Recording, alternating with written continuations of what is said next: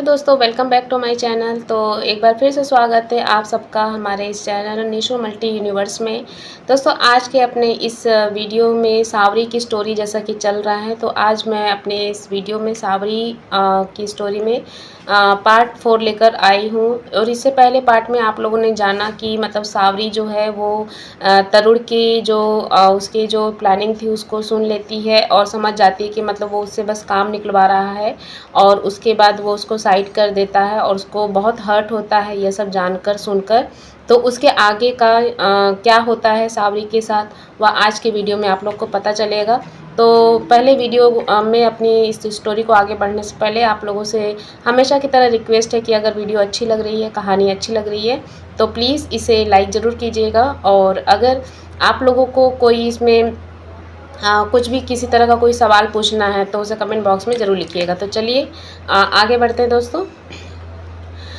सावरी बोलती है, मैं क्लास में आके रोने लगी।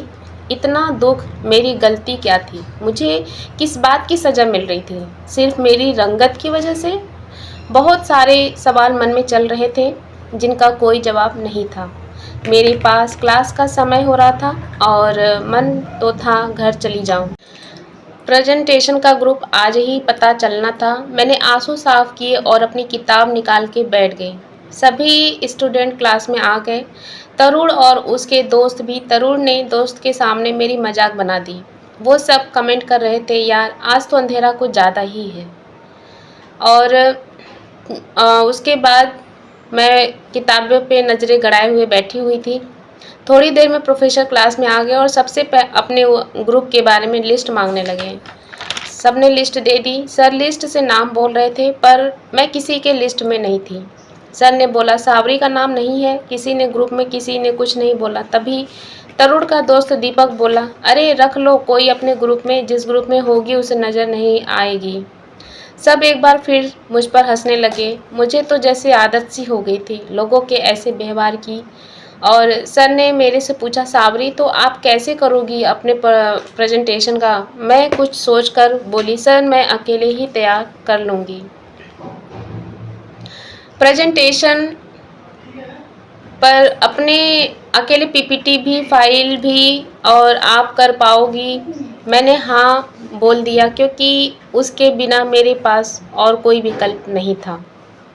सर ने बोला, ठीक है, पर सभी स्टूडेंट्स इस बात का ध्यान रखना कि कुछ प्रोफेसर गेस्ट के तौर पर आएंगे। सब कुछ बहुत अच्छा होना चाहिए, कोई कमी नहीं होनी चाहिए, ताकि पूरे क्लास के एक साथ बोला, यस सर। मुझे आज घर पहुंचने की जल्दी थी क्योंकि मुझे अपना मजाक बर्दाश्त नहीं हो रहा था। क्लास के बाद बिना नेहा का इंतज़ार किए हम अकेले ही घर आ गए। दीदी मेरे चेहरे की तरफ ध्यान से देखी, बोली, अब क्या हुआ? किसी ने कुछ कह दिया?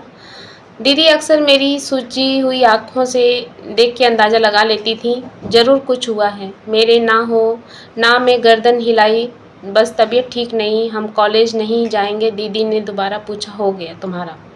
बताओ कि कुछ? मैं दीदी के गले लग के रोने लगी। मेरे साथ ही ऐसा क्यों होता है? मेरी गलती क्या है? मैं सावरी हूँ, क्या ये मेरी गलती है? मैंने तरुण और प्रेजेंटेशन की सारी बात दीदी को बताई और रोने लगी।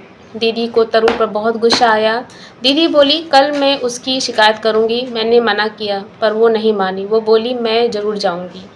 पर दीदी 6 दिन बाद प्रेजेंटेशन है, उसकी तैयारी करो, ये सब छोड़ो। दीदी ने कहा, वो सब मुझ पर छोड़ दो, मैं कॉलेज नहीं जाना चाहती थी। कुछ दिन उन सब का बिना देखे शांति से बिताना चाहती थी। मैंने 4 दिन की छुट्टी के लिए प्रार्थना पत्र लिखा।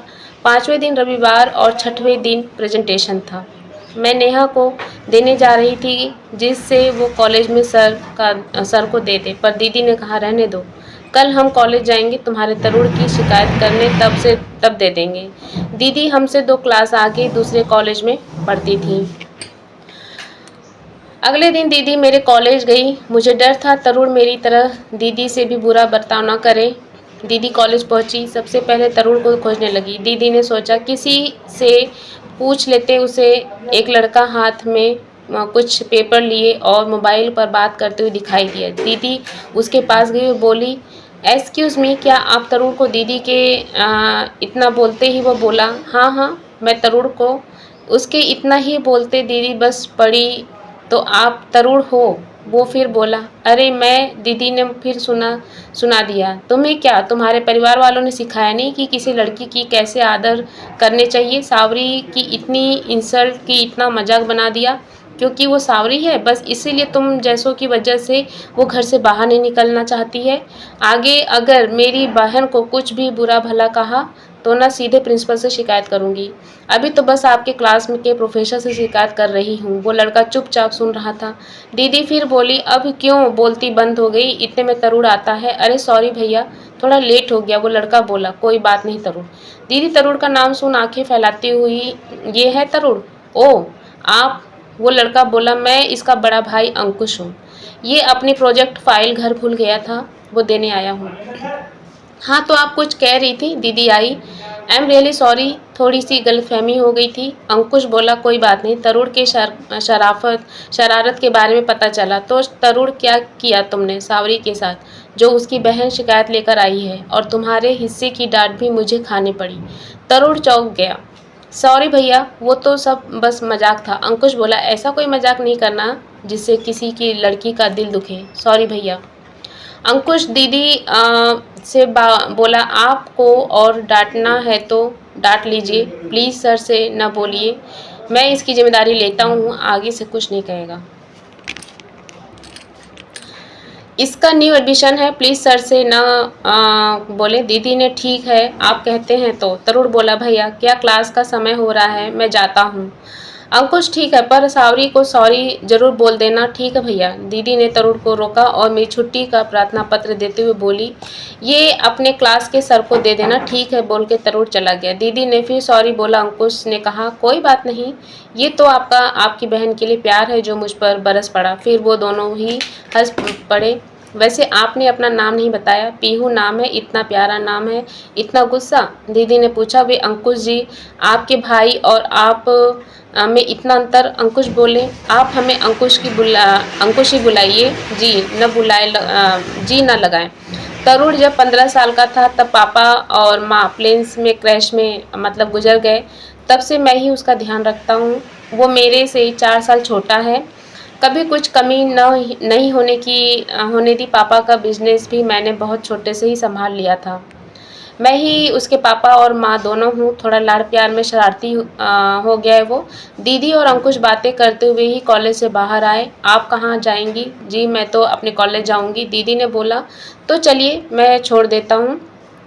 अंकुश बोलता है और अपनी कार में आने का आग्रह करता है, और दीदी बोलती है, नहीं मैं चली जाऊंगी। अंकुश ने फिर बोला, आपकी इतनी डांट खाई है, आप इतना तो कर सकती हैं। दीदी हंसते हुए बोलती है, ठीक है।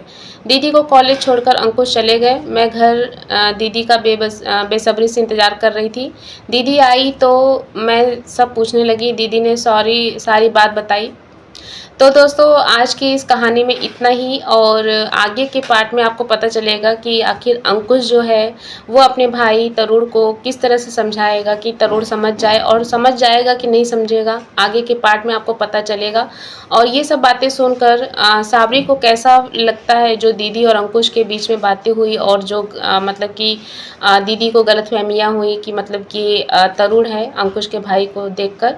तो ये सब में मतलब कि ये सारी चीज़ें जो हैं वो जब उसको पता लगती हैं साबरी को, तो वो क्या रिएक्ट करती है, तो आगे के पार्ट में आपको पता चलेगा। और आई होप आज की वीडियो, आज की स्टोरी आपको पसंद आई होगी। तो मिलते हैं अपने एक नए वीडियो के साथ और साबरी के स्टोरी में नए पार्ट के साथ। तब तक के लिए बाय बाय, सी यू।